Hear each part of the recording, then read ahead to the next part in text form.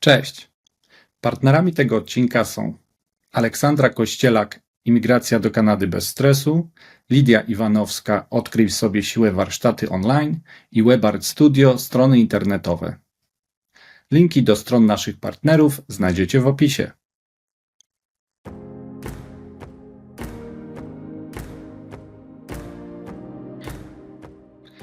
Cześć, witam wszystkich na kanale Kanadyjczycy.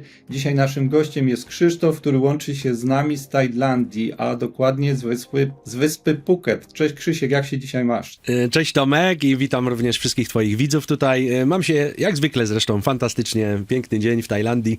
Przyszedł właśnie sezon deszczowy, także ogród mój się bardzo, bardzo cieszy.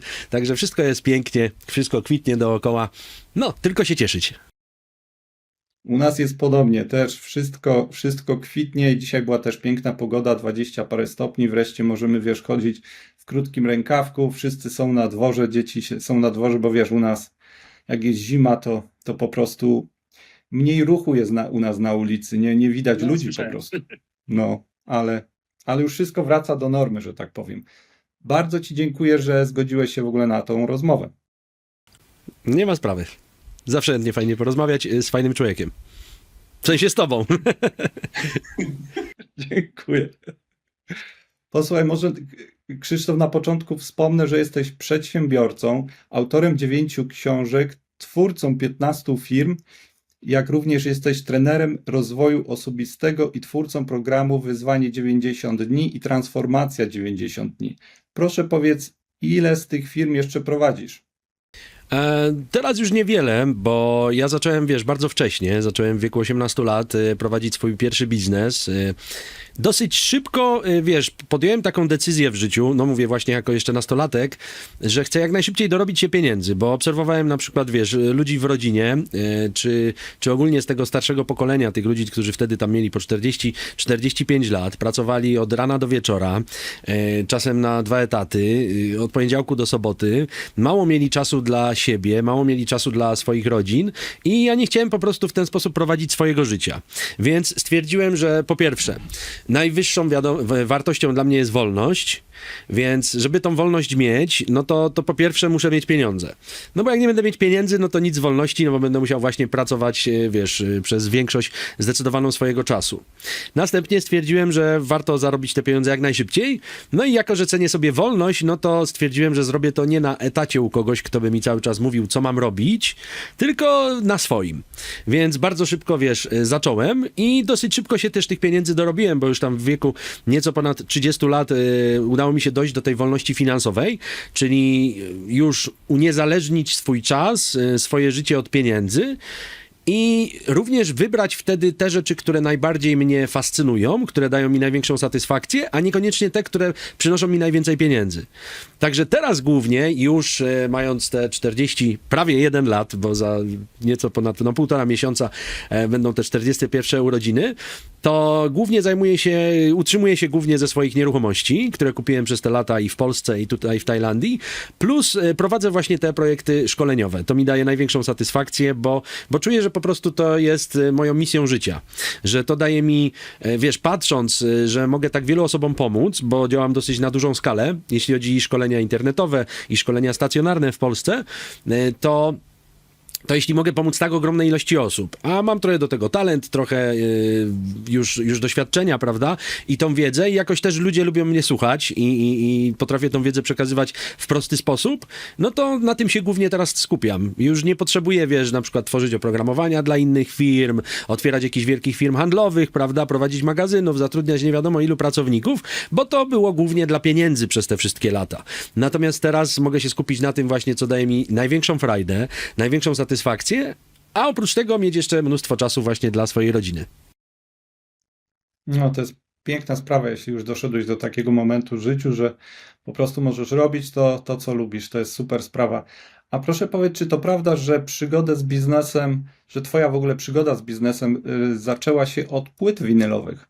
Tak, ja od małego w ogóle byłem strasznie zafiksowany na muzykę.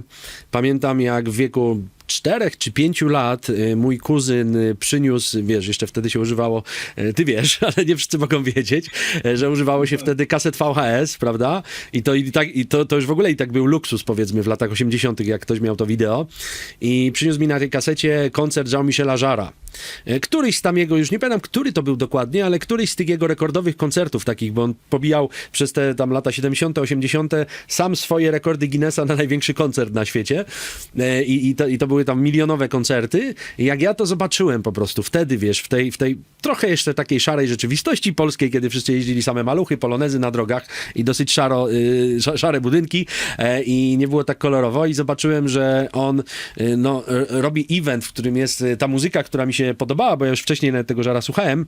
Jako taki, mówię, małe dziecko już byłem dobrze indoktrynowany muzyką elektroniczną i jak zobaczyłem, wiesz, na budynkach po prostu jakieś laserowe wyświetlane obrazy, projekcje, bo on robił, no mówię, z takim rozmachem, fajerwerki, które są dopasowane w rytm muzyki i to całe show, to dla mnie to było po prostu miłość od pierwszego wejrzenia. No i ja stwierdziłem, że ja też chcę to robić, więc męczyłem rodziców, nie mieli pieniędzy, żeby mi kupić keyboard pierwszy, natomiast na komunię cała rodzina, wszyscy tam się zrzucili i kupiliśmy pierwszy keyboard. Pamiętam, chyba kosztował, nie wiem, 450 zł tam na dzisiejsze, coś takiego, takie małe Casio z 4 oktawami.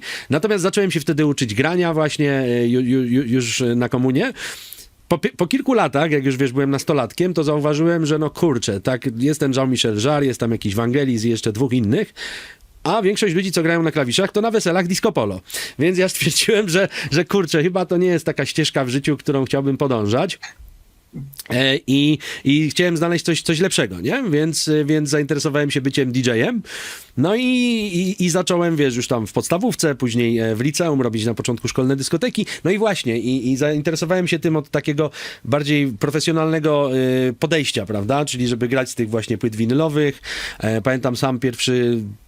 naprawiłem jakiś stary gramofon w domu, który był wbudowany w miniwierze, więc ja go tam rozkręciłem, naprawiłem slipmatę, czyli coś, co sprawia, że ta płyta się ślizga, zrobiłem z jakichś folii papierowych i flanelowych i na przemian i ta płyta faktycznie się ślizgała, no była to straszna rzeźba, ale działało, potencjometr jakiś do prędkości zamontowałem, i sam zacząłem z tych płyt winylowych, tak, z jednej strony CD, z drugiej strony ten gramofon i uczyć się właśnie tego miksowania, no i to sprawiło, że się tym fascynowałem, prawda, i mając właśnie tam, pamiętam, 17 mniej więcej lat, przyszedł do mnie kolega, który też jakby ze mną tych płyt poszukiwał, bo w Polsce się tego nie dało kupić nigdzie. Po jakichś komisach, gdzieś w jakichś, kurczę, ciemnych alejkach można było znaleźć jakieś sklepy z antykami i tam czasem ktoś miał jakieś nowe płyty winylowe, natomiast ciężko było to kupić i my tak wyszukiwaliśmy te płyty przez jakiś czas i jemu się to w pewnym momencie znudziło. On zaproponował mi, że mi tam sprzeda tych 50 płyt tam po 2 zł chyba za 100. I ja te płyty od niego kupiłem. Te, które mi się podobały, zostawiłem sobie, natomiast całą resztę wystawiłem ładnie na Allegro, bo wtedy też inny tam kolega powiedział mi, słuchaj, 2 rzeczy musisz zrobić, bo pamiętam, zamontowaliśmy wtedy pierwszy internet w domu, taki jeszcze SDI to się nazywało, tam były chyba 100 kilobitów dzielone na 4 mieszkania, więc 5 minut się jedna MP3 ściągała i ciężko było po prostu z tym dawać radę. O, coś nam się rozłączyło na chwilę. Dobra. Coś przerwało na chwilę. Dobra, ale już działa. No to kontynuujemy. I słuchaj, i powiedział mi 2 rzeczy. Załóż sobie tam konto mailowe na początku, bo wcześniej nie miałem nigdy maila nawet. I załóż sobie konto na Allegro, bo tam wszystko można sprzedać, nie? No więc wystawiłem te płyty. Tam jeszcze parę gratów wcześniej wystawiłem, żeby się nauczyć, jak to się robi. Natomiast wystawiłem te płyty i je sprzedałem średnio po 20 zł za sztukę. Więc dla mnie to było od razu, słuchaj, takie olśnienie, bo patrzę, kupiłem coś, wiesz, po 2 zł, a sprzedałem po 20, 10 razy drożej. Więc jak zarobiłem, wiesz, tysiaka tam 900 zł na czysto, bo tam jeszcze kilka swoich płyt dołożyłem, natomiast to było moje roczne kieszonkowe, czy nie, więcej, to było jakieś, nie wiem, 2-letnie moje kieszonkowe całe, które byłem sobie w stanie zarobić w ciągu paru tygodni, 2-3 tygodni. Więc dla mnie to już od razu był strzał, okej? To zrobię tego więcej. Więc zacząłem poszukiwać tych płyt właśnie na Allegro. Ludzie często, wiesz, wystawiali nawet jakieś starsze płyty, nie tylko tam z muzyką bardziej nowoczesną, ale stare płyty wystawiali na przykład, gdzieś znalazłem w domu 100 płyt, to tam sprzedam za 100 zł, nie? Czy za 50 zł, jakieś za grosze. Ja to kupowałem, bo oni nawet nie pisali tytułów, wiesz, po prostu wrzucali 100 płyt winylowych, byle jakie tam wrzucali, wiesz, jedno zdjęcie czy 2 zdjęcia. Ja to od nich kupowałem, te płyty wszystkie katalogowałem ładnie, robiłem zdjęcia okładek, zgrywałem nawet do MP3 fragmenty, wrzucałem na serwer i ludzie mogli sobie tam przesłuchać przez pół minuty czy minutę każdą piosenkę.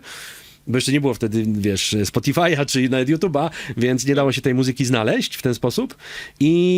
No i kurczę, zacząłem na tym fajnie zarabiać. Później też ze znajomym właśnie znaleźliśmy taki model, że w Niemczech DJ-e te płyty, i to nowoczesne, i to w dużych ilościach, dostawali za darmo od wytwórni. Więc tam oni po prostu mieli to całkowicie za darmo, no i tam się dogadaliśmy z paroma DJ-ami, którzy nam wysyłali te płyty po 1 euro. Czyli tam po 3-4 zł, już nie pamiętam po ile euro wtedy było, a znowu na Allegro bez problemu te płyty po 20-30 zł za sztukę można było sprzedawać.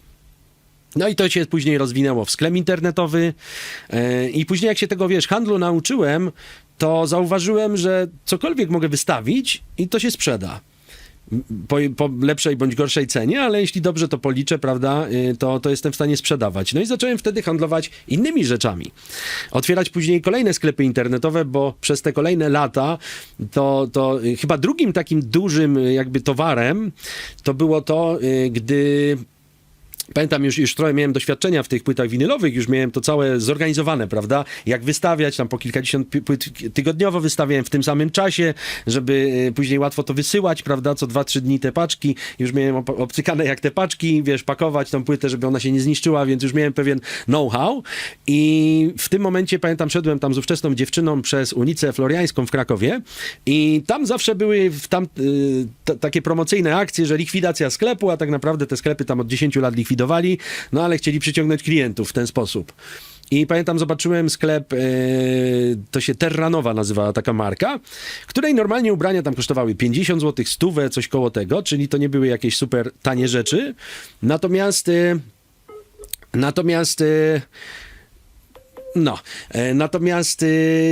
oni mieli też wyprzedaż w tym sklepie i napisane wszystko po 5 złotych. No ja sobie tak myślę, kurczę, ubrania, co normalnie są po 50, po 100 zł sprzedawane, to jakieś pewnie oszustwo, nie? Pewnie tam 3 rzeczy, wiesz, są po 5 zł, a reszta, żeby tylko przyciągnąć klienta. No ale się okazało, że nie, że to nie było oszustwo, tylko faktycznie cały sklep i wszystko po 5 zł. Jak ja zobaczyłem faktycznie i to fajne ubrania, damskie, nie? Ale spoko wyglądające, to ja mówię, pani, to proszę zamknąć drzwi, ja kupuję prawie wszystko. To, co nie będzie zniszczone, jakieś potargane, to kupuję. I faktycznie kupiłem 80% tego sklepu, chyba za 30 000 złotych, czyli ile to było sztuk, po 5 zł, 6 000 sztuk ubrań, nie? To damskie były, więc one nie jakieś tam futra czy kurtki, ale jakieś tam spodnie, bluzki, różne tam takie pierdółki. Więc kupiłem to wszystko. Pamiętam wtedy, nie wiem jak to przywieźć później do domu, więc pożyczyłem od mamy Nissana Micrę, takiego towarowego miała i wjechałem tam w ogóle na czarno, wiesz, bez pozwolenia na tą floriańską pod rynek w Krakowie. Zapakowałem tego Nissana tak, że dziewczyna musiała wracać tramwajem, bo po prostu ja byłem jako kierowca i po sam sufit wszędzie na pasażerskim sobie te wszystkie torby, siatki z tymi ubraniami, ale jakoś to przywiozłem do domu. No i później przez 2 lata to sprzedawałem. I faktycznie jak spojrzałem, bo do dzisiaj mam te jeszcze wszystkie swoje archiwa, to średnio tam po 23-24 zł sprzedałem te rzeczy przez 2 lata. Czyli znowu 5 razy tyle, czyli za jakieś tam 140 000 sprzedałem to, co kupiłem za 30 000. No i to był początek moich studiów w ogóle, prawda? Więc wtedy już w ogóle wszedłem, już były płyty winylowe, już były te ubrania. Zacząłem też szukać właśnie, no bo skoro z Niemiec te płyty importowałem, to zauważyłem, że w Chinach można całkiem sporo rzeczy kupić, w zasadzie wszystko. I też te ceny były przebitki niesamowite, bo byłem w stanie na przykład, wiesz, srebrne naszyjniki kupować po $7, a dolar wtedy był bardzo tanio, tam nieco ponad 2 zł, więc one tam z wysyłką, z cłem, z podatkiem, mnie ten import wychodził jakieś 20-25 zł, a na Allegro sprzedawałem to po 100. Więc i to było pięknie zapakowane, naprawdę dobra jakość tych produktów, aż byłem zdziwiony właśnie, bo wiesz, wtedy jeszcze panowało takie przekonanie, że z Chin to samo dziadostwo, prawda, przychodzi, a to naprawdę były dobrej jakości rzeczy i zacząłem później już, jak te Chiny odkryłem, jak nauczyłem się jak to importować, prawda, jak działać tam z agencją celną, które rzeczy można importować, na które trzeba mieć licencję, że trzeba uważać, żeby nie importować jakichś podróbek, bo to wtedy może być problem. To już wtedy popuściłem wodze fantazji i zacząłem importować wszystko w zasadzie, na czym widziałem zarobek, więc importowałem bieliznę, importowałem buty, importowałem jakieś naszyjniki, oświetlenie architektoniczne, systemy laserowe, systemy Bluetooth, jakieś ramki LCD, wiesz, co tylko zobaczyłem po prostu i to było proste dosyć w działaniu. Zresztą do dzisiaj myślę, że tak to wygląda. Może jest po prostu większa konkurencja i może jakieś opłaty mogą być większe, ale dla mnie to było, wiesz, porównywanie. Wchodzę po prostu na Alibabę, bo głównie z Alibaby wtedy korzystałem i z Trade'ki, takich 2 portali w Chinach. Wchodzę na Allegro i widzę na przykład, że kurczę, jakiś typ butów, prawda? Tutaj mnie kosztuje z Chin na przykład te buty kosztują $10, a w Polsce ktoś je sprzedaje po 150 zł i ma tej sprzedaży całkiem sporo. I jest może 2 sprzedawców tylko. No to dla mnie bez zastanowienia od razu pyk, zamówienie pierwsze, jakieś tam niewielkie. Jak się sprzedaje, to drugie, większe i tak dalej. I organicznie to sobie rozwijałem. Również prowadziłem sklepy internetowe właśnie, żeby się uniezależnić od Allegro, bo z nimi też miałem tam niektóre takie przejścia, prawda? No i tak się zaczęła w zasadzie ta moja przygoda biznesowa. Jeszcze podczas studiów zacząłem tworzyć wtedy biznesy eventowe i też równocześnie już ludzi szkoliłem, bo ja tą wiedzę, wiesz, w ogóle taki pomysł, żeby się szkolić samemu, który naprawdę wtedy nie był popularny w ogóle. Wtedy ludzie poza tą tradycyjną edukacją, której większość osób nie znosiła, to nie mieli żadnych jakichś takich pomysłów, żeby się gdzieś tam, wiesz, czegoś uczyć, czy się szkolić. Już w ogóle tematy typu rozwój osobisty, czy jakieś umiejętności miękkie, to były... To tak niszowe było, że praktycznie nikt o tym nie wiedział nawet, że coś takiego istnieje. I ja również wtedy szkoliłem, tylko akurat ze szkoleniami to było tak, że przez pierwszych, pamiętam, 5 lat to musiałem dokładać do tego interesu, bo właśnie było to tak niepopularne i musiałem tak kombinować, że nie było to łatwe po prostu, nie było to łatwe, więc później zacząłem kolejne typy właśnie i biznesy eventowe, zacząłem organizować imprezy i mniejsze, większe imprezy dla firm, równocześnie, wiesz, prowadzić też te szkolenia, ale mówię, no do szkoleń musiałem dopłacać naprawdę przez dłuższy czas, robiłem to wtedy czysto z pasji po prostu, nie? To nie były jakieś tam wielkie sumy, no ale nie spinało się to po prostu, żeby zrobić jakiś marketing, wynająć salę, opłacić koszty dojazdu gdzieś tam do Warszawy, do innych miast, to ciężko było po prostu znaleźć tutaj jakiś zysk. No, natomiast później to dochodziły kolejne firmy informatyczne, portale, aplikacje mobilne. No było tego sporo przez te wszystkie lata. A w międzyczasie właśnie jak już się nauczyłem tego, bo na początku to myślałem, że wszystko trzeba inwestować w biznes, otwierać kolejne firmy, żeby to się rozwijało, natomiast niestety nie brałem tego pod uwagę, że też się popełnia błędy i później na tych błędach można popłynąć mocno, więc po paru latach dopiero nauczyłem się tego, żeby jednak te pieniądze z biznesu, które są obarczone jakimś ryzykiem, przesuwać sobie na bok, czyli odkładać je w coś bezpiecznego. Ja akurat wybrałem nieruchomości tutaj, prawda, żeby kupować mieszkania i tam po prostu te pieniądze przechowywać już na bezpieczne, że tu z jednej strony robię biznes, prawda, który ma jakieś tam ryzyko, wymaga ode mnie dużo pracy, ale większość tych pieniędzy wtedy sobie z tego zysku przekładam w bezpieczne miejsce, część reinwestuję w ten biznes i wszystko ma wtedy ręce i nogi. No i tak faktycznie zaczęło to budować moją wolność finansową w końcu. To powiem Ci, że w bardzo dobrym momencie zacząłeś, bo wtedy jeszcze nie było takiej konkurencji. Allegro też wtedy chyba dopiero zaczynało, więc na pewno było wtedy dużo łatwiej, bo teraz to wszyscy chcą sprzedawać czy na Allegro, czy na Amazonie. Tutaj w ogóle, jak wiesz, pewnie w Kanada, Stany, no to ten Amazon jest bardzo popularny. A posłuchaj, Krzysztof, jeszcze wiem, że oglądałem w ogóle Twój kanał na YouTube, który ma już ponad 170 000 subskrybentów i nazywa się on Wyzwanie 90 dni. Proszę powiedz, co ciekawego możemy zobaczyć na Twoim kanale? Ja ten kanał założyłem jakieś 10 lat temu, kiedy w ogóle stwierdziłem, że wejdę w temat mediów społecznościowych, bo wcześniej ich nawet w ogóle nie używałem. Tam słyszałem, że ludzie używają jakiegoś Facebooka czy coś, ale mnie to w ogóle nie interesowało. Ja miałem, wiesz, na tamte czasy to chyba jeszcze miałem komunikator taki Tlen, używałem i do komunikacji z tlenowcami, z gadu-gadu i jakby to była ta forma mojej internetowej komunikacji z ludźmi. Natomiast stwierdziłem wtedy, wiesz, kiedy wystartowaliśmy z tym projektem Wyzwanie 90 dni, że to jest może moment, żeby wejść na te media społecznościowe, może tam jesteśmy w stanie po prostu ludzi poinformować o tym, że coś takiego istnieje. I ja stwierdziłem, że będę prowadzić to w takiej formie, żeby dawać ludziom po prostu wartość, prawda?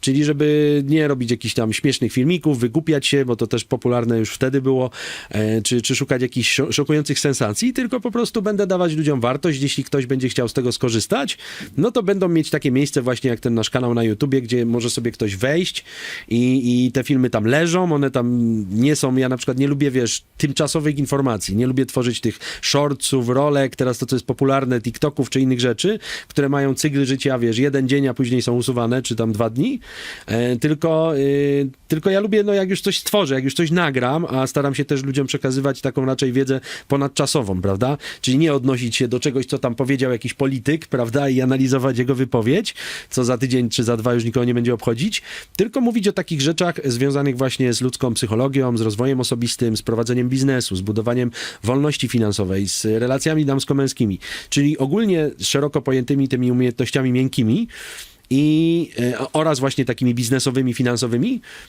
żeby ludzi edukować, bo ja sam po prostu się tym, wiesz, pasjonowałem, tak jak ci powiedziałem od tych ponad 20 lat, bo sam miałem 17-18 lat, chciałem naprawić siebie. Wiedziałem, że dużo rzeczy, miałem tam różne rzeczy z przeszłości, które trzeba było naprostować i wiedziałem, że chcę po prostu zacząć świadomie budować swoją osobowość, swój charakter. Że chcę się stać trochę innym człowiekiem, lepszym, prawda? I zacząłem szukać różnych źródeł. No, oczywiście tych źródeł w Polsce wtedy nie było w ogóle.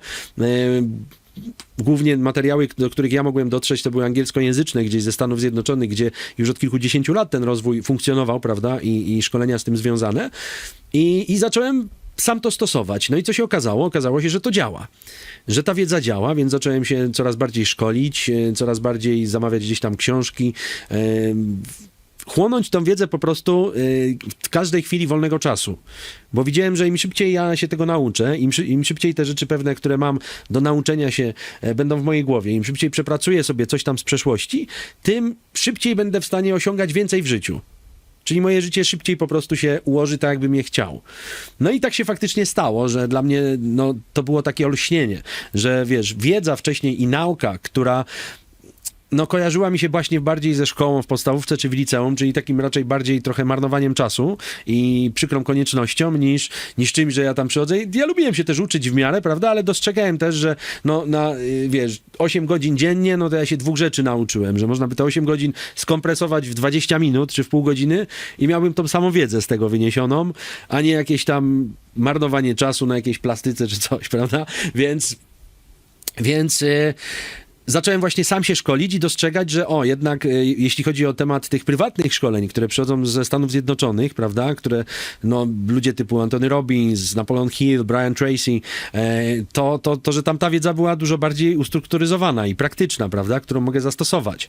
No i zacząłem sam to chłonąć i patrząc na to, jak wielu po prostu moich znajomych, czy nawet osób z rodziny nie radzi sobie w życiu, to stwierdziłem, dobra, będę się sam tego uczyć, i będę się starać przekazać tą wiedzę dalej innych, czyli zrobić, wiesz, po prostu pass forward, to co ja się nauczyłem i dawać to ludziom po polsku w Polsce, prawda? No i tak się działo po prostu przez całe lata. Tak się działo przez całe lata, że zaczęło mi to sprawiać ogromną przyjemność, nie tylko, że ja się rozwijam, ale że mogę też pomóc innym ludziom, którzy normalnie na przykład nie znają angielskiego, więc nawet nie mogliby nigdy się z tej wiedzy nauczyć, nie znając języka angielskiego, prawda? Nawet ci, co znają angielski, to pewnie nie wiedzą, że coś takiego istnieje, albo im się nie chce z tego korzystać, albo jest to dla nich za drogie, bo to też trzeba powiedzieć, nie? Że szkolenia w Stanach Zjednoczonych dalej są mniej więcej 10 razy droższe niż szkolenia w Polsce. I dalej tak to wygląda, prawda? Jak wiesz... Podam ci przykład. My robiliśmy teraz Szkołę Wygranych w Krakowie, która była 2-dniowym szkoleniem, gdzie jeszcze mieliśmy fantastycznych gości w Tauron Arena, w sali no, gigantycznej po prostu, z wielkim rozmachem zrobione szkolenie, a ludzie kupowali bilety nawet można było kupić tam w promocjach po 200, po 300 zł, po 400, mniej więcej taka była średnia cena, prawda? Jeśli chodzi o normalne bilety. No to 2-dniowe takie szkolenie. U Tonego Robbinsa na przykład 5-dniowe szkolenie, czy 6-dniowe kosztuje $12,000. Więc no 36 000 złotych. Czyli nawet nie 10-krotnie drożej, 100-krotnie więcej trzeba zapłacić tam. No i takie są ceny, więc mało kogo stać na coś takiego po prostu w Polsce i mało kto też no, chce mu się pojechać gdzieś tam do Kalifornii czy na Florydę, żeby wziąć udział w takim szkoleniu, zapłacić kupę pieniędzy, jeszcze opłacić hotele, loty, prawda? I jeszcze trzeba znać język angielski, więc nawet dzisiaj to jest mało dostępne dla większości osób. A ja uczyłem się tego tak dużo i przerobiłem tych wszystkich szkoleń po świecie. Latałem, no później jak już miałem dobrą sytuację finansową właśnie od momentu studiów, to latałem po świecie na te różne kursy, na różne szkolenia. Zdobywałem tą wiedzę dla siebie głównie, ale też z taką chęcią dzieliłem się później z tym z ludźmi. Jak widziałem, że coś jest jakąś fantastyczną strategią, to chciałem to przekazać dalej, prawda, żeby ci Polacy też mogli z tego korzystać. No i później właśnie po wielu latach tego działania stwierdziłem, że chcę stworzyć taki projekt, który będzie nastawiony głównie na praktykę, bo ja zauważyłem też jedną rzecz u ludzi, że wiele osób na przykład przychodziło na moje szkolenia takie weekendowe, że tam piątek, sobota, niedziela było szkolenie. Oni przyjeżdżali, tam dostawali fajną wiedzę, byli strasznie nakręceni. Widać to było po prostu, że nie tylko przekazuje im tą wiedzę, ale też daje im takiego kopniaka, nie? Motywacyjnego, że oni chcą ją wdrażać. No ale jak później robiłem różne ankiety, prawda, no to okazywało się, że mała część osób faktycznie to stosuje, bo jak oni wracają później w poniedziałek do tej swojej rutyny, do pracy, od rana do wieczora, to mówią, bo Krzysiek, bo słuchaj, nie miałem czasu, bo tutaj się pojawiły problemy z dziećmi, bla, bla, bla i wiesz, mnóstwo wymówek, ale jednak wracali do tej swojej rutyny. I ja stwierdziłem, że chciałbym coś stworzyć takiego, bo wiedza jest dobra, wiem, że ona działa, bo sam ją zastosowałem, widziałem, jak ci, którzy stosują, mają efekty, ale stworzyć coś takiego, co sprawi, że ludzie faktycznie będą tej wiedzy używać. I stwierdziłem, że to nie może być tak, że to jest, wiesz, skompresowany po prostu 1, 2, 3 dni albo nawet 5 dni, gdzie ktoś dostaje bardzo intensywną wiedzę i okej, może tam podejmie jakieś decyzje, ale jednak to jest za mało, żeby on wyrobił pewne nawyki. Za mało, żeby faktycznie weszło mu to w krew i stało się jego codziennością, prawda? No i wtedy stwierdziłem, że to zwłaszcza, że wtedy akurat to było po moim przylocie do Tajlandii, to stwierdziłem też, że muszę to zrobić online, że to już nie będą szkolenia na żywo. No to stwierdziłem, online daje mi to, że wiadomo, w Polsce robić 90-dniowe szkolenie i żeby ludzie przyjeżdżali na 3 miesiące i siedzieli codziennie na szkoleniu, to jest niewykonalne, prawda? Ale przez internet jak najbardziej. Oni w domu sobie mogą siedzieć, godzinkę dziennie czy pół godzinki dziennie popracować, ale właśnie dzięki temu, że to jest rozłożone w czasie, to pozwala im to, żeby ta wiedza, wiesz, tak stopniowo, małymi krokami przemycała się do ich życia i te nowe nawyki. No i się okazało, że faktycznie to był strzał w dziesiątkę, żeby stworzyć to w takim modelu, jak my stworzyliśmy. Tam później troszeczkę to oszlifowaliśmy. Natomiast okazało się, że to faktycznie działa, że ludzie dzięki temu właśnie, że codziennie po kroku, tymi małymi krokami, wiesz, to wprowadzają, to wchodzi im to faktycznie w krew. Wchodzi im to w ich, wiesz, przeplata się to z ich życiem i nagle nie jest tak, że mam wielki jakiś skok motywacyjny, a później wracam do rutyny życia i wszystko się kończy, tylko że właśnie ta wiedza automatycznie się wplata i staje się częścią czyjegoś życia.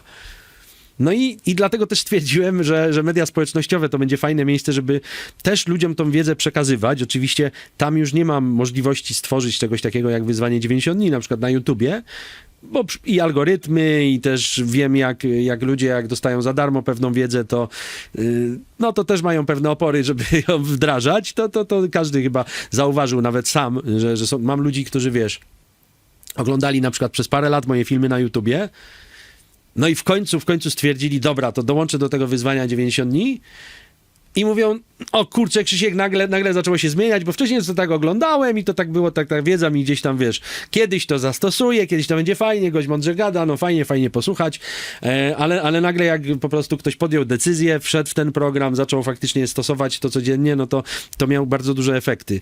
Więc dla mnie ten YouTube na przykład jest takim miejscem właśnie kontaktu z ludźmi, pokazaniem ludziom po prostu pewnego fragmentu tej wiedzy, to jest mały fragment tego, co jest w naszych programach, natomiast pokazaniem tak, żeby oni się zainteresowali i mogli podjąć tą decyzję, nie? Żeby spróbować po prostu, jak to jest z nami współpracować. No i fajnie jakby to wychodzi, prawda? Tam na YouTubie nie jest łatwo też, bo tak jak mówisz, wszędzie jest dzisiaj duża konkurencja w internecie. Natomiast dalej ja robię po prostu swoje. Dla mnie to jest, wiesz, czy ja na filmie mam 5 000 czy 50 000 wyświetleń, to ja dalej mam ochotę kręcić kolejny film, bo to jest pewna dla mnie rutyna, to raz, że sobie postanowiłem, że będę to robić i nie zamierzam przestawać, a druga sprawa jest, ja daję ludziom po prostu na tacy pewne rozwiązania.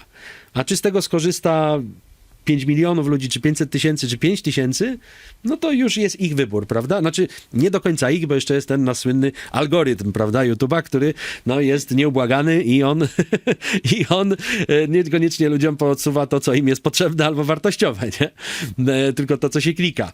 Więc ja może jakoś nie stosowałem, wiesz, dotychczas takich wielkich clickbaitów, czy no nie staram się ludzi, wiesz, jakbym dawał tytuły, tak jak wszyscy, zabiorą nam gotówkę, będziesz, nie będziesz miał niczego i będziesz szczęśliwy, nadchodzi wojna, bla, bla, bla, wiesz, tym straszeniem bardzo szybko się buduje popularność, ale ja nie chcę tego ludziom robić, bo ja już widzę, jakie to ma negatywne skutki na przykład dla ludzi, tego typu same nagłówki nawet, które widzą po prostu każdego dnia, że już no, zbliżamy się do Armagedonu po prostu małymi krokami, że i u wielu osób, ja ci powiem na przykład, zwłaszcza w tych ostatnich latach, to zauważyłem, że wiele osób straciło nadzieję, że jak jeszcze wcześniej, to większość ludzi, z którymi miałem kontakt, czy to nawet kursantami, czy ludźmi, którzy oglądali po prostu moje filmy, czy gdzieś przychodzili na szkolenia, to bardzo rzadko widywałem, wiesz, takie podejście bardzo nihilistyczne, nie? U ludzi, że mało kto przychodził i mówił, nie ma sensu w ogóle, bo i tak, a dzisiaj po tych, no ostatnich zwłaszcza 3-4 latach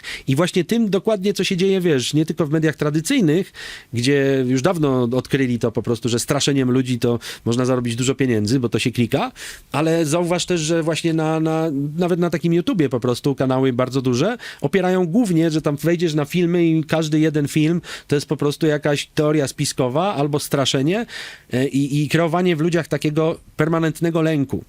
I to bardzo negatywnie wpływa na ludzi, bo oni w tym momencie tracą nadzieję na przyszłość. A jak człowiek traci nadzieję na przyszłość, no to życie to już będzie taka spirala w dół niestety, bo wtedy nie ma ochoty planować, nie ma ochoty, wiesz, działać. Już wielu ludziom w normalnych warunkach, prawda, jest trudno znaleźć tą motywację do działania, a jeszcze jak jesteś przekonany o tym, że zaraz w ogóle jakieś grupy interesów ci wszystko pozabierają albo zacznie ktoś ci bombardować twoje miasto, no to wtedy gdzie miejsce na rozwój? Kto wtedy w takim, wiesz, jak jest przekonany o tym i on w to uwierzy, to kto wtedy otworzy firmę na przykład? Że będzie wiedział, że o 2 lata ja będę, kurczę, w to inwestować pieniądze, rozwijać, poświęcać 10-12 godzin dziennie, po to, żeby za 2 lata po prostu na to spadły bomby, no to bez sensu, to nawet nie będę zaczynać. Więc bardzo dużo osób dzisiaj niestety właśnie dało się, kurczę, bardzo duża część społeczeństwa, no dramatycznie duża, bo to nawet badania pokazują naukowe, wiesz, jeśli chodzi o poziom depresji, nerwicy lękowej, zadowolenia z życia, czy optymizmu w życiu, to nie tylko w Polsce, ale też w wielu innych krajach po prostu jest to na dramatycznym poziomie, czegoś takiego jeszcze nie było to notowane, po prostu taki duży spadek w czasach nowożytnych.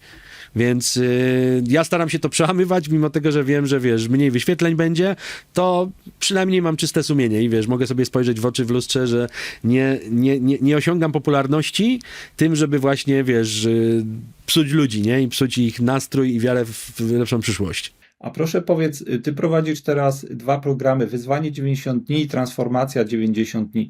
Proszę powiedz, gdzie można zapisać się w ogóle na twoje programy i czym te 2 programy się różnią? Przede wszystkim można w ogóle do nas napisać maila. Bo my staramy się bardzo indywidualnie do każdego podchodzić. Przy dołączeniu do takiego programu też chcemy się umówić z każdym kursantem najpierw na rozmowę, dowiedzieć się po prostu, jaką on ma sytuację w życiu, czy ona, w jakim jest teraz momencie swojego życia i w jakim momencie życia chce się znaleźć i czy my jesteśmy w stanie pomóc.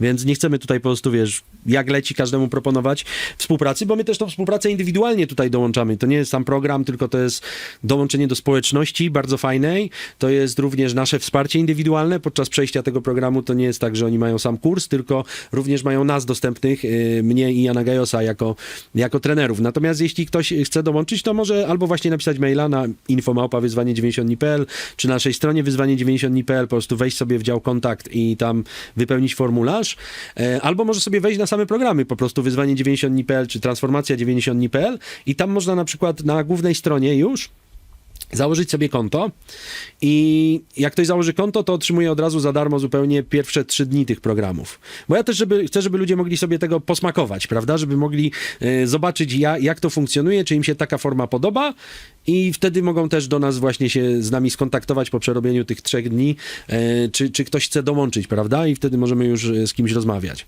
Więc to jest chyba taka najszybsza forma, prawda? Żeby z nami nawiązać ten kontakt. To jest bardzo fajna sprawa. A posłuchaj, przejdźmy może teraz w ogóle do Tajlandii, bo jeszcze nie rozmawialiśmy o kraju, w którym oczywiście mieszkasz. Proszę powiedz, jak długo już tam mieszkasz? Ja już mieszkam tutaj ponad 12 lat, 12,5 roku. Przyleciałem tutaj mając te 28 lat i to była chyba jedna z najlepszych decyzji, o ile nie najlepsza w moim życiu. Bo ja zawsze, słuchaj, wiedziałem, właśnie już jako nastolatek, to miałem w głowie, wiesz, no oglądałem się jako dziecko tych policjantów z Miami, I dla mnie po prostu palmy, ładna pogoda, ocean, to był taki wyznacznik sukcesu życiowego. Ja wiedziałem, że kiedy zamieszkam, a wiedziałem, że kiedyś to nastąpi w przyszłości, po prostu nie wiedziałem kiedy, że kiedy zamieszkam w takim miejscu, to będzie oznaczało, że że już się dorobiłem, nie? Że już jestem tam, gdzie powinienem być.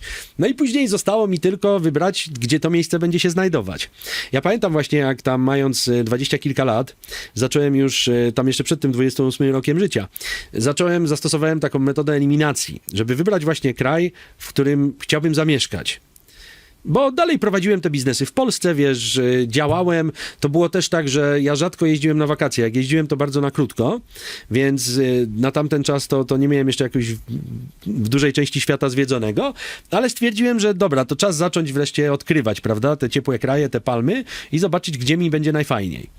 No i wziąłem sobie wtedy mapę po prostu świata. Stwierdziłem, kurczę, no jak jest 100 kilkadziesiąt krajów, to ciężko wybrać, w którym ja bym chciał zamieszkać. Wiedziałem, że na pewno nie Polska, bo my nie mamy ani palm, ani dobrej pogody do końca, więc wiedziałem, że gdzieś chcę wyjechać, nie?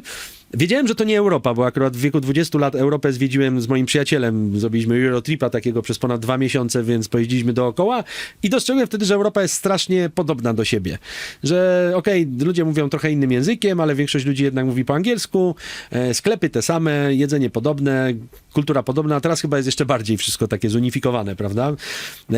Niż to było 20 lat temu, więc wiedziałem, że na pewno nie Europa. No i wziąłem sobie mapę. I stwierdziłem, zamiast wybierać, kraje, w których chcę mieszkać, to najpierw zacznę skreślać kraje, w których nie chcę mieszkać. Więc jako, że ja nie lubię zimy, to skreśliłem wszystko, co jest w strefie, gdzie jest zima, prawda? Czyli Amerykę Północną, tam w dużej części, prawda, od tam połowy Stanów w górę, Kanada też niestety.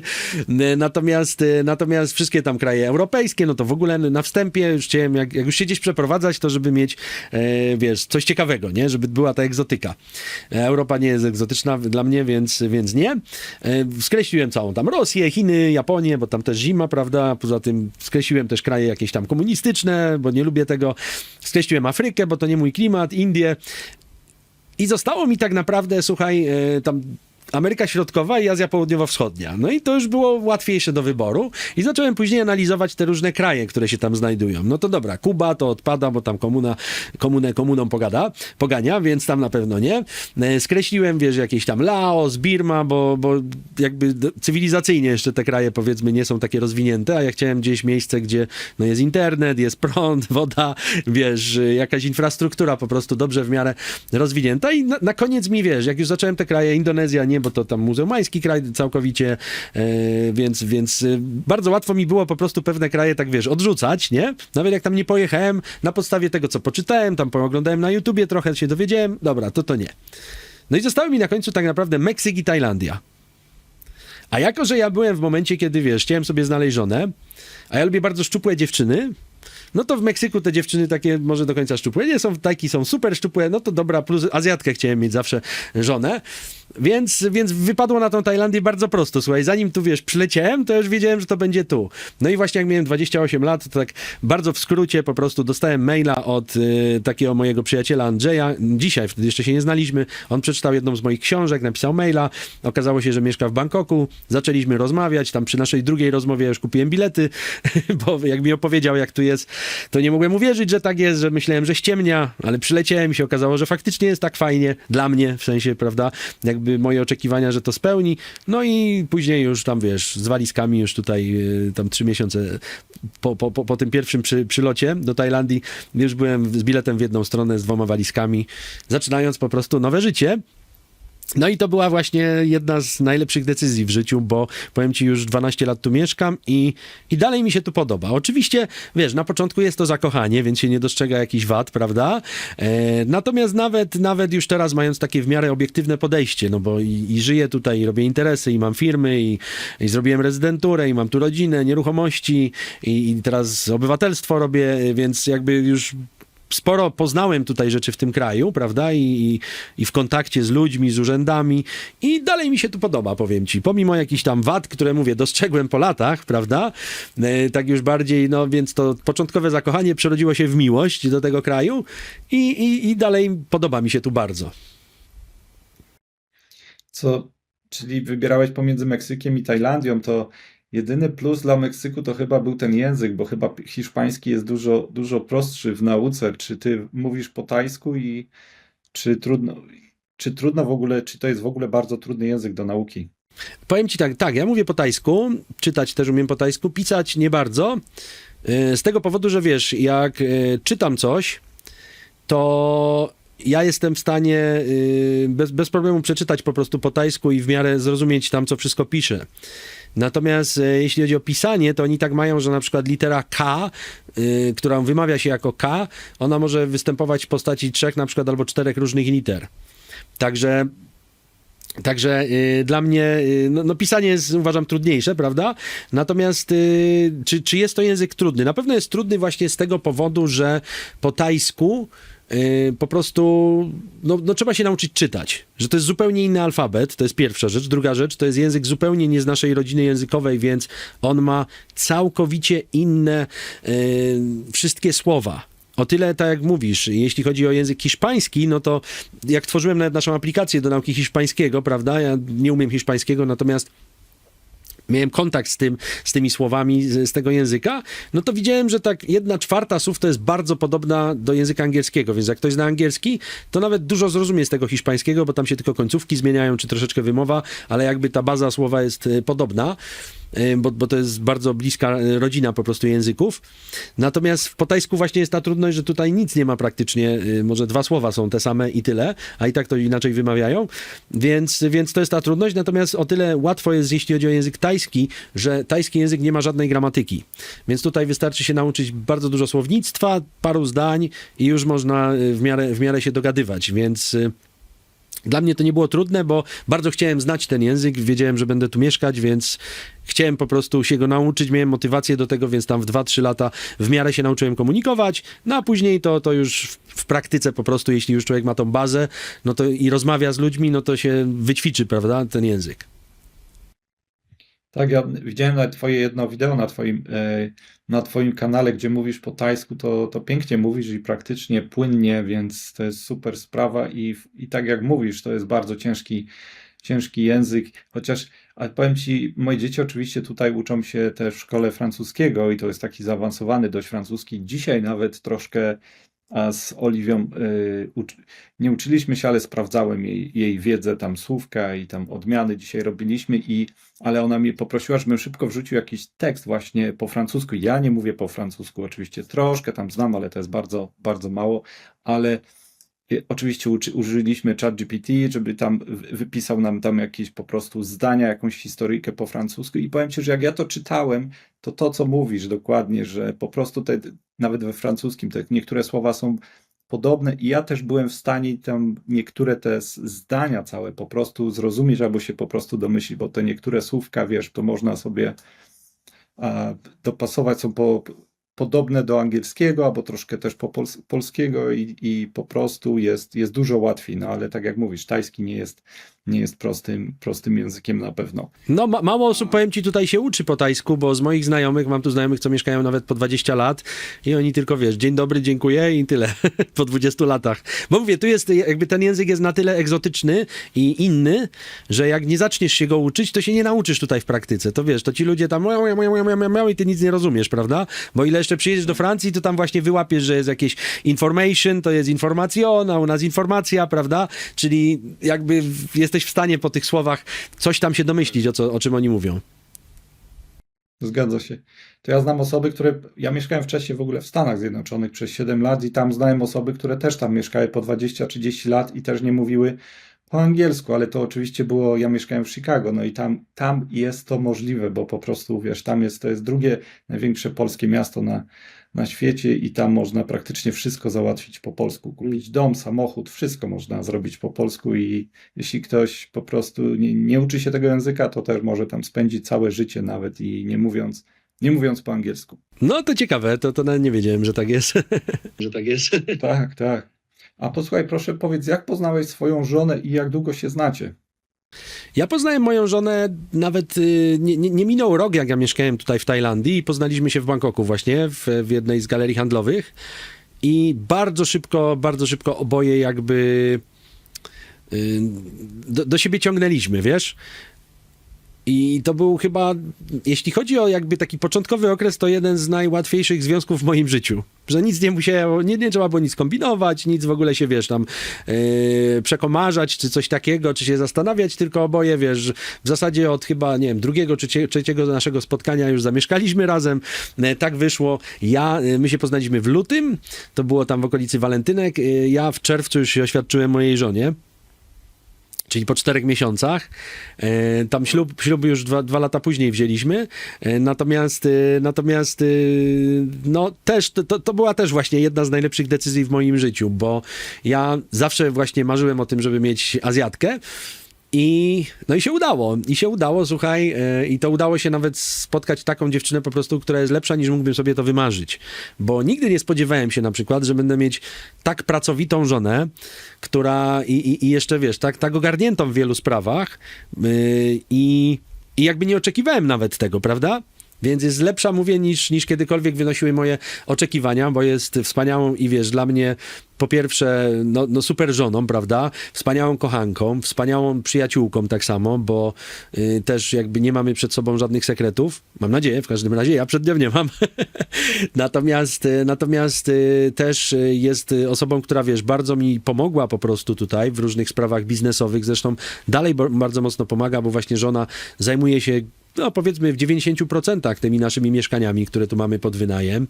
Bardzo dużo robi rzeczy różnych, jeśli chodzi o właśnie zarządzanie naszymi tutaj nieruchomościami. Pomaga mi w firmach, w załatwianiu wszelkich spraw księgowych, podatkowych, wizowych, wszelkich kontaktach z urzędami. Ja w zasadzie do urzędów nigdy, chyba że coś muszę osobiście załatwiać, taki jest wymóg, natomiast jak nie ma, to przeważnie załatwia to wszystko moja żona. Także bardzo, bardzo tutaj mocno po prostu pomaga w tych kwestiach biznesowych, ale tak samo, wiesz, w domu nawet robi takich rzeczy, których bym się nie spodziewał. Moja żona, wiesz, potrafi mi naprawić instalację elektryczną na przykład na siłowni. Ostatnio chodziła po drzewach i przycinała nam drzewa wszystkie u sąsiada, które tam nam blokowały troszeczkę widok z domu gościnnego na ocean. Potrafi teraz już kłaść rury, naprawiała system zraszaczy w ogrodzie, więc no jest złota rączka po prostu, bo potrafi zrobić wszystko. To mówię, takich rzeczy to nawet bym się nie spodziewał, prawda, że będzie umieć, a oprócz tego no jest cudowną właśnie żoną, matką, w ogóle cudowną też siostrą dla swoich sióstr, córką dla swoich rodziców, dla moich rodziców tak samo, bo też jakby i ja bardzo jestem no dobrze zaakceptowany w jej rodzinie, przyjaźnię się z jej siostrami, zwłaszcza z najstarszą siostrą, jak przyjeżdżam właśnie do rodziny, to też mam fajny kontakt z jej kuzynami, z wujkami, z rodzicami, także mamy super kontakt i tak samo jak ona na przykład też przyjeżdża do Polski, to też cała moja rodzina ją bardzo kocha no i lubią i cieszą się po prostu, jak zawsze ona ich odwiedza. Jest taką osobą uśmiechniętą, po prostu pozytywną, łatwą też w kontakcie, prawda? Więc naprawdę tutaj miałem duże szczęście, żeby trafić na tak wspaniałą kobietę. Super, gratuluję. A czy w domu mówicie do siebie po tajsku czy po angielsku? Głównie po angielsku, wiesz? Głównie po angielsku. Tak jakoś od samego w zasadzie początku wyszło, bo na początku moja żona tak nie do końca mówiła po angielsku. Ja to mówiłem, jak się poznaliśmy, to jeszcze bardzo słabo po tajsku, więc głównie takim rozmawialiśmy miksem tajskiego i angielskiego. No i chyba moja żona bardziej się nauczyła po angielsku przy mnie i ogólnie przy moich znajomych i rodzinie, no bo tu się komunikujemy, niż ja się nauczyłem po tajsku, nie? więc komunikujemy się głównie po angielsku, ale też po tajsku się czasem dogadujemy, też to jest taki miks. Czasem jakieś polskie słowa tam wpadną. Natomiast nasze dzieci staramy się uczyć tak, żeby po tajsku, no świetnie mówią oczywiście, znaczy jedno, no bo tam Tomaszek ma 2 lata, to jeszcze dopiero się uczy mówić, czegokolwiek. Natomiast Wojtuś po angielsku świetnie mówi, po tajsku świetnie mówi, po polsku go teraz uczymy też, w zasadzie już od roku i też sobie nieźle całkiem radzi, więc chcemy, żeby w 3 językach przynajmniej nasze dzieci mówiły. Tak, to jest super sprawa, 3 języki, jeszcze tajski, angielski, polskiego jak się jeszcze nauczą, to zresztą dobrze, aby znały polski, bo nie wiem, czy twoi rodzice mówią po angielsku, czy... No, mój tata potrafi mówić, natomiast mama też by mówiła, ale jakoś ma opory przed angielskim, więc najwięcej właśnie jak byliśmy rok temu, prawda, jak Wojtuś miał 4 latka, to jak byliśmy właśnie w Polsce wtedy przez 6 tygodni, no to od prawie zera, prawda, z polskiego naprawdę zrobił ogromny postęp. No bo właśnie czy z moimi rodzicami, czy z rodziną tam, ze swoimi jakimiś tam kuzynami, no to musiał rozmawiać po tym polsku, a że małe dziecko takie to po prostu chłonie jak gąbka, no to bardzo szybko się nauczył. Więc staram się to podtrzymywać cały czas i też jak najczęściej rozmawiać z nim po polsku. A teraz znowu, jak przyjedziemy w tym roku, tam już na 2 miesiące planujemy do Polski przylecieć, to też na pewno będzie to dla niego taki znowu dobry przeskok po prostu w tej nauce polskiego. No to u nas jest trochę łatwiej, bo moja żona jest Polką i wiesz, my w domu oczywiście mówimy po polsku głównie, to nasze dzieci, wiesz, bardzo dobrze mówią po polsku, nawet czytają po polsku, chodzą do polskiej szkoły, bo my tu mamy polską szkołę nawet w Ottawie. Pewnie u was oczywiście polskich szkół nie ma, nie wiem, czy jest coś. Nie, tu nawet Polaków jest niewielu, także wiesz.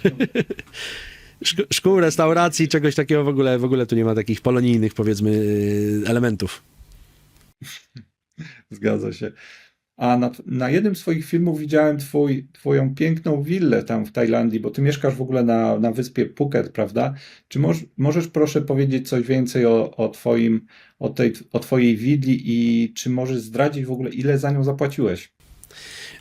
Ja ci powiem tak, jasne, że mogę powiedzieć, my szukaliśmy bardzo długo szukaliśmy właśnie jakiegoś domu, żeby z żoną się już ustatkować, prawda? Już byliśmy po ślubie, już mieszkaliśmy właśnie tutaj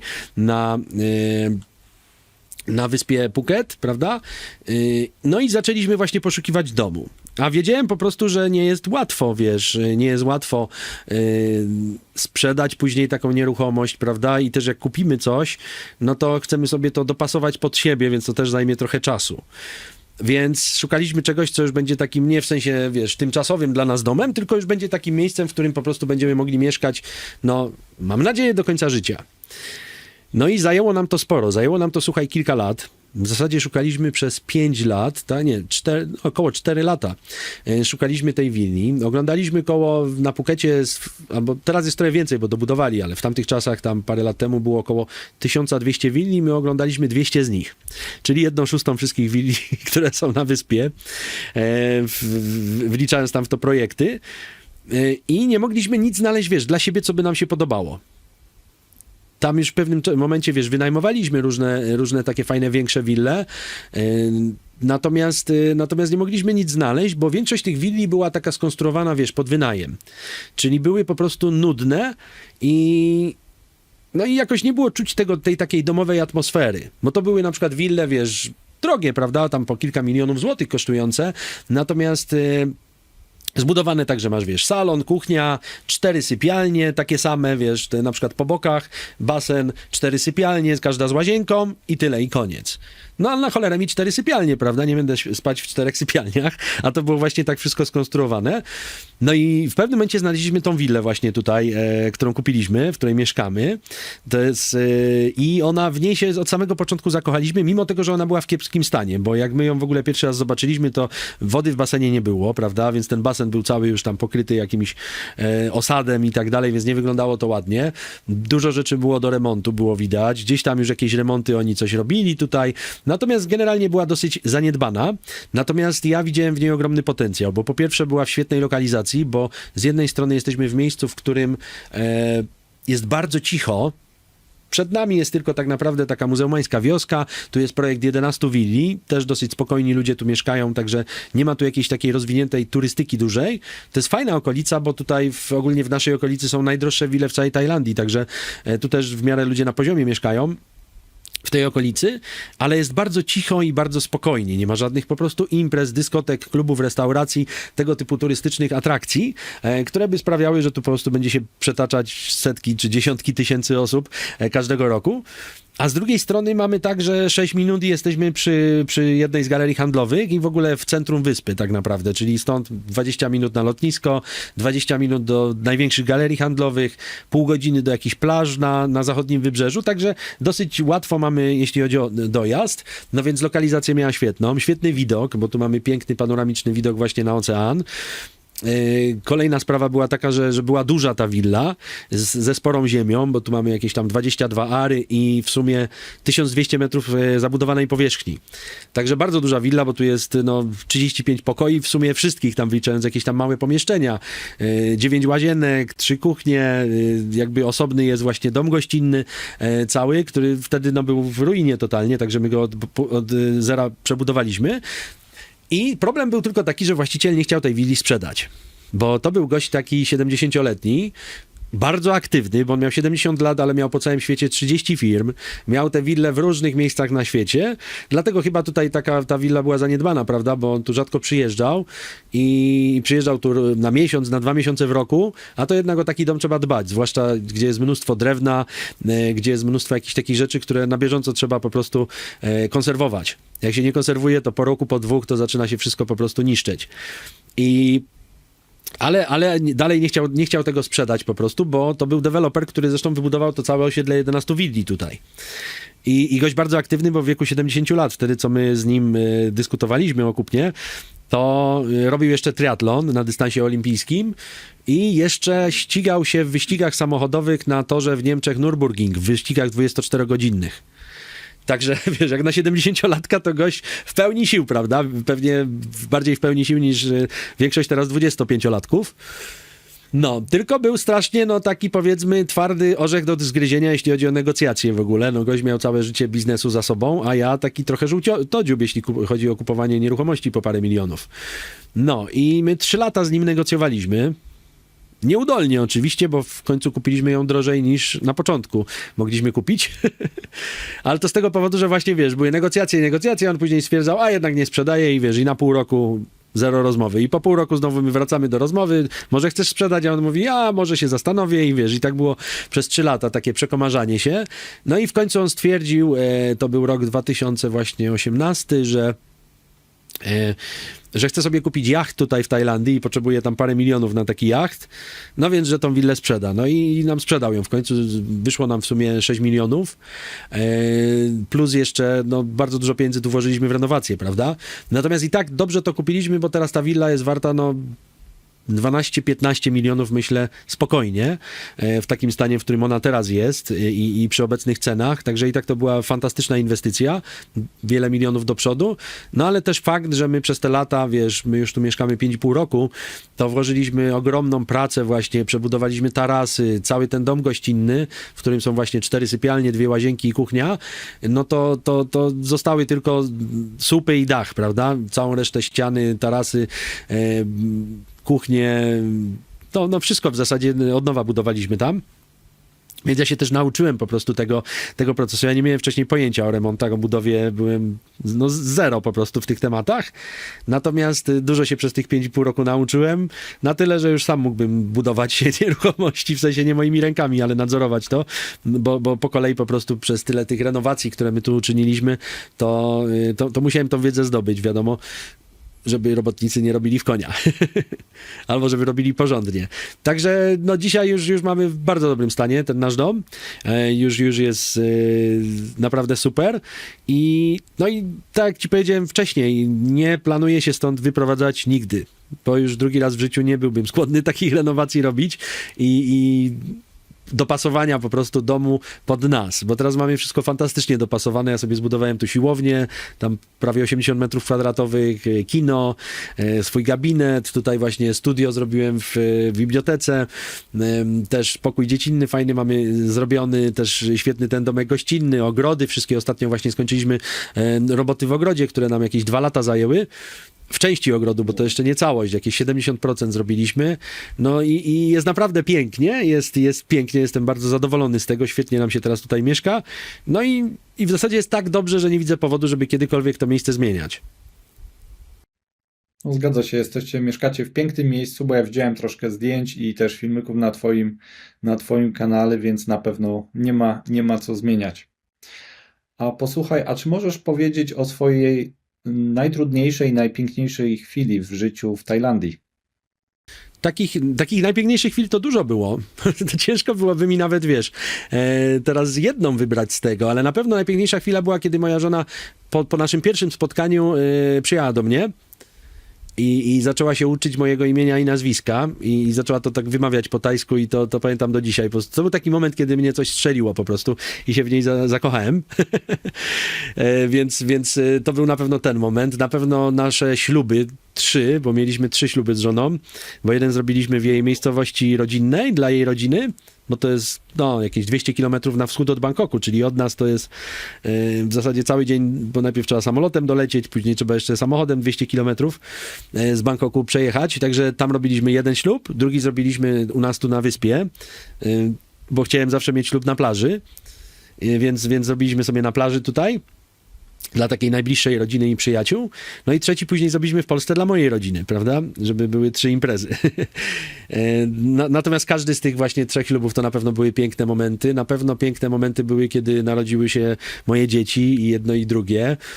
Takich momentów, kurczę, do dzisiaj jest piękne. Jak mój synek do mnie przychodzi i mówi, tato, kocham cię i tak dalej, to są, każdy taki moment jest bezcenny po prostu. A jeśli chodzi o momenty najtrudniejsze, tak próbuję sobie teraz przypomnieć, ale nie miałem tu jakichś takich trudności, wiesz, Tomek?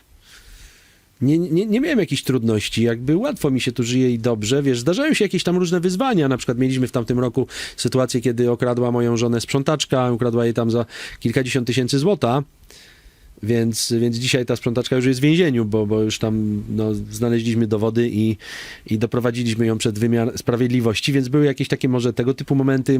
Najtrudniejszy może moment był, jak mieliśmy właśnie, powiedzmy, w 30% postępu naszych prac ogrodowych taki gość, który u nas, budowlaniec, który wiele rzeczy nam budował wcześniej, przez lata, no i nagle mu się coś tam w głowie pomieszało i wziął po prostu koło tam 30 tysięcy złotych i stwierdził, że on już nie będzie nic dla nas wykonywać i musieliśmy zacząć z nim walkę, prawda? I wygraliśmy też z nim sprawę w sądzie. Teraz jesteśmy na etapie windykowania go. To chyba te 2 sprawy takie trudne, wiesz, były, kiedy ktoś nas tutaj okradł po prostu perfidnie i właśnie i ta sprzątaczka i ten budowlaniec, natomiast oboje już zostali doprowadzeni przed wymiar sprawiedliwości, bo ja w takich sprawach jestem bardzo akurat twardy i nie odpuszczam, więc to chyba były takie najtrudniejsze momenty. Ale też, wiesz, były to sprawy, które teraz już mamy doświadczenie, żeby takich spraw po prostu unikać. Także to było raczej nasze zaniechania i ktoś to wykorzystał. No, zgadza się. A posłuchaj, a na koniec proszę powiedz, a w jaki biznes teraz warto zainwestować? Jeśli chodzi o inwestowanie, to ja zawsze jestem, wiesz, proponentem nieruchomości, bo dla mnie to jest to, wiesz, tak jak po angielsku się mówi, real estate, prawda? I ja w to faktycznie wierzę. Ja, wiesz, tą decyzję na przykład wiele lat temu, prawie 20 lat temu, kiedy ja sobie zacząłem tworzyć swój pierwszy plan w ogóle swojej wolności finansowej, to stwierdziłem, że ja będę to opierać właśnie o nieruchomości, bo obserwowałem, czytałem, wiesz, biografie różnych ludzi i zauważyłem, że to jest to, w co bogaci ludzie właśnie wrzucają swoje majątki, prawda? I skoro oni to robią i mają lepszych doradców niż ja i mają dużo większe pieniądze niż ja, to znaczy, że to musi być dobre. Więc dla mnie, jeśli chodzi o inwestowanie pieniędzy, to dalej jestem tego zdania, że nieruchomości są najlepszym wyjściem. Zwłaszcza nieruchomości, które możemy właśnie wynająć, bo ziemia jest okej, raczej swojej wartości nie traci przeważnie, chyba że tam, nie wiem, kraj, tak jak Wenezuela na przykład się stoczy na samo dno, czy tak jak Ukraina, prawda? No to tam pewnie nieruchomości nie były najlepszym wyjściem, aczkolwiek ziemia i tak, ziemią pozostanie, prawda? Więc jeśli ktoś tam tej ziemi nie zabierze, jakieś inne państwo, no to dalej ona będzie trzymać swoją wartość. Natomiast ja wolę, na przykład ja wybrałem nieruchomości pod wynajem, bo one nie tylko trzymają swoją wartość, ale też są w stanie co miesiąc po prostu przynosić konkretny jakiś cash flow. Także dla mnie konsekwentnie ja cały czas ten temat lubię i nie widzę też takiej opcji, żeby mogło powstać coś lepszego niż nieruchomości. Oczywiście są rzeczy, które przynoszą większe zyski, ale one też wiążą się wtedy z większym ryzykiem. A ja jeśli patrzę na przykład na inwestycje, które chcę kupić na całe życie, zapewnić sobie i swojej rodzinie i bezpieczeństwo i wolność finansową dzięki temu, to chcę, żeby to były rzeczy bezpieczne, a nie jakiś hazard czy coś, co się może teraz działać, za rok działać, a za 2 lata wysypać. Także staram się traktować to w ten sposób, że jeśli chodzi o zarabianie pieniędzy, to etat czy firma jak najbardziej. Natomiast jeśli chodzi o inwestowanie w nieruchomości, no i to mi się sprawdza już od bardzo dawna. Super. No, inwestowanie w nieruchomości to jest też super sprawa, bo tak jak na przykład tu w Kanadzie czy w Polsce te ceny zawsze idą powoli do góry i to praktycznie się na tym się nie traci. Jeszcze tutaj u nas w Kanadzie na przykład to było gdzieś tak 6-7 lat temu, nieruchomości, powiem Ci, tutaj w Ottawie poszły 2 razy do góry, czyli jeśli ktoś miał załóżmy tam 5 nieruchomości, miał 5 milionów, to nagle wiesz, ten majątek się podwoił praktycznie, więc Tak jak w Polsce, prawda? Ja jak patrzyłem, wiesz, te tam 5-6 lat temu, to wyceniałem, że tam, no mam tam mieszkania, które nie są wyremontowane jakoś ładnie, nie są nowoczesne, więc tak liczyłem sobie, jeśli chodzi o, wiesz, wycenę mojego majątku gdzieś 4000 za metr, prawda? No dzisiaj to już 10 tysięcy za metr to spokojnie, prawda, po tych 5 latach, to w Krakowie ciężko znaleźć cokolwiek poniżej, jeszcze w jakiejś tam nie najgorszej lokalizacji, więc masz rację tutaj, no. Wiadomo, inflacja też poszła do góry, ale jednak, no właśnie, jeśli spojrzy się na te wykresy historyczne, bo ja sobie też to analizowałem, czy w Stanach Zjednoczonych, czy w Europie, to nieruchomości przez długi czas, tam przez ostatnich 100 lat, trzymały swoją wartość, więc jakby wartość, jeśli spojrzymy sobie w długim terminie, to była porównywalna bardzo ze wzrostem po prostu inflacyjnym, czy ze spadkiem wartości pieniądza inflacyjnym, prawda? Więc nieruchomości trzymały tą swoją wartość, a ostatnich 20 lat, no to są dużo powyżej inflacji, jeśli chodzi o ich po prostu ceny. No i jeszcze, tak jak mówię, plus oprócz tej samej wartości, prawda, którą utrzymują, to jeszcze dodatkowo, no co miesiąc przynoszą pieniądze, jeśli się je wynajmie. zgadza się. Super, bardzo Ci dziękuję za tą super rozmowę. U mnie już jest po pierwszej w nocy, więc pora się zbierać i jeszcze raz bardzo Ci oczywiście dziękuję. Może jeszcze kiedyś za rok albo za 2 zrobimy update i zobaczymy, co u Ciebie słychać. Bardzo chętnie, bardzo chętnie. Dziękuję również. Super, dziękuję i w takim razie jesteśmy w kontakcie i do następnego razu. Do następnego razu. Miej dzisiaj i też Twoi widzowie, miejcie dzisiaj wspaniały dzień. Cześć. Dzięki wzajemnie, papa. Linki do stron naszych partnerów znajdziecie w opisie.